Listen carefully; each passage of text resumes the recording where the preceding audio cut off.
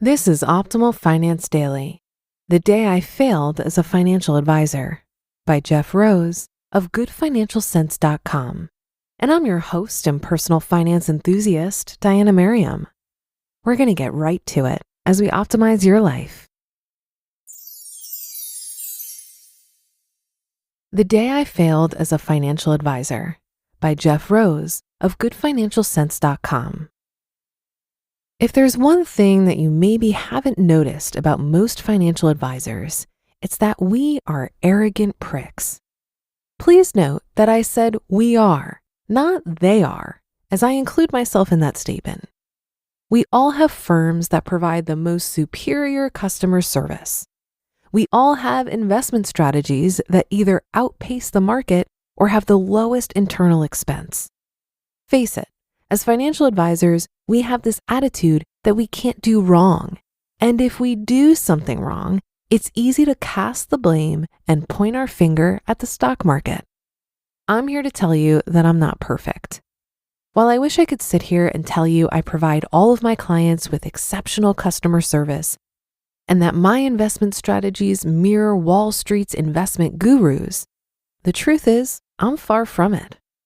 There have been many times I've failed as a financial advisor, but there is one instance that still haunts me to this day: an unexpected referral.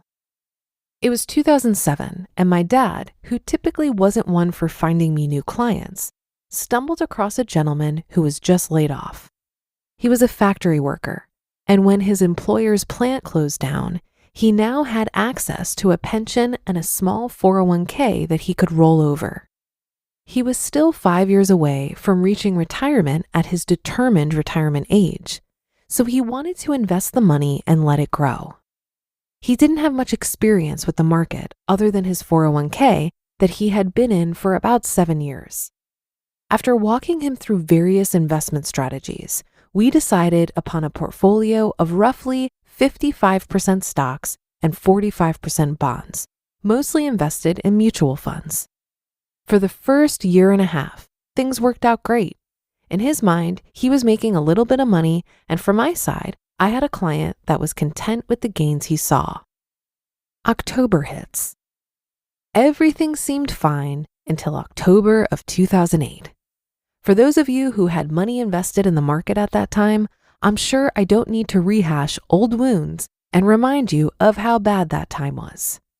For my client, it was worse than any flashbacks from Vietnam. He didn't know what hit him, and frankly, like most other financial advisors, I was a bit shell-shocked myself. I like to say that thankfully, we're only 55% in the stock market, and we had only lost a certain percentage. And yes, it could have been worse, but try telling that to someone who had never been through such a steep market decline. Even though everyone else was going through the same situation, there was little comfort for my client that he wasn't alone in losing a large percentage of his investments.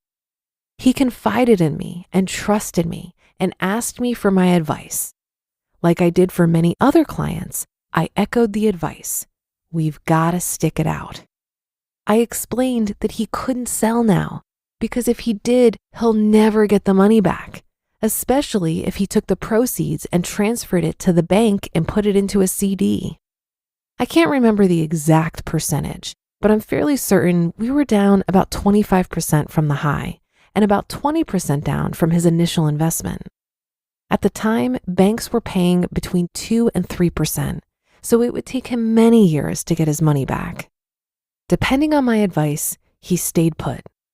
Into the new year, we saw some improvement, and many of us hoped that the market was on its road to recovery. But like any big wave, the down current was just getting ready to suck us all back in. Bad market round 2. Enter March of 2009.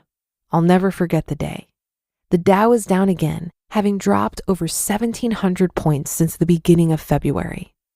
It finally hit the bottom on March 9th, 2009, but obviously no one knew that. What I do remember about that day is because my client called me and he had had enough. He was ready to cash out completely.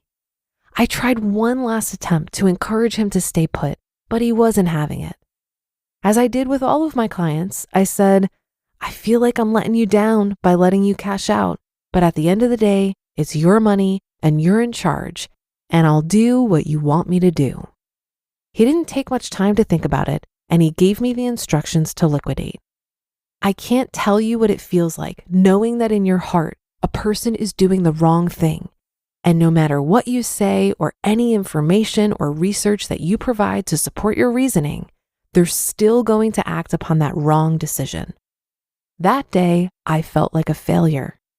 That day, I was a failure. With hindsight and 2020, we all know now that the market has recovered, and had the client left the money right where it was, he would have been made whole and then some by now. What adds insult to injury is that the very next day, literally the day after he cashed out, the market was up big. And over the next 7 days, he would have recouped just under 11% of what he lost. And yes, I know that 11% would not have recovered all of his losses, but it would still have put several $1,000s back into his pocket. I hate losing my clients' money. I could take my retirement, cash it out, bet it on black at a roulette table, and lose it all at a casino, and it wouldn't stress me out as much as watching someone do what this guy did.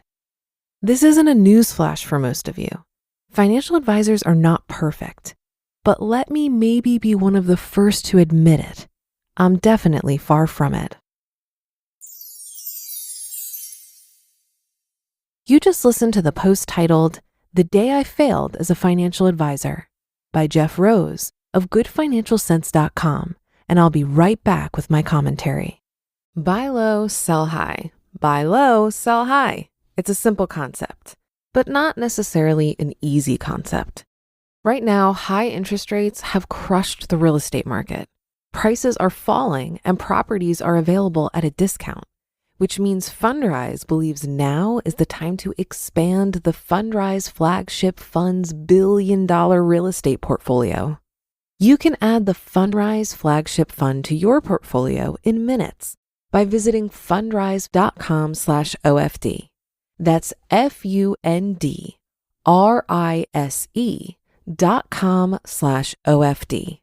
Carefully consider the investment objectives, risks, charges, and expenses of the F.I.R.E flagship fund before investing. This and other information can be found in the fund's prospectus at fundrise.com/OFD. This is a paid advertisement. I think this story is a great example of why we cannot outsource our financial literacy. As much as Jeff blames himself for his client panic selling, the reality is you can't teach someone something they aren't willing to learn. When we invest our money, we need to understand that we're doing it for the long term and that it will be a roller coaster. 15% drops in a major index like the S&P 500 are quite common. Expect 1 to 2 15% or more declines in most 5-year periods. And a drop of 30% or more? You can probably expect that once in your lifetime. But remember that you didn't lose any money. You are seeing a paper loss, and you only lock that in as a real loss if you sell. You still own the same amount of shares, and if you stay the course, you will eventually recover. Now keep in mind that these statements apply to passive index fund investing. If you're stock picking and you aren't well diversified, you're likely taking on more risk. If you feel insecure about investing your own money and you think outsourcing to a financial advisor is the answer, let today's article be a cautionary tale. In certain situations, an advisor can be helpful. But by the time you educate yourself enough to fully understand their recommendations, you'll probably find that you don't need the advisor. But that'll do it for today and another installment of Optimal Finance Daily. Have a happy Thursday. Thank you for being here every day and listening, and I'll see you tomorrow where your optimal life awaits.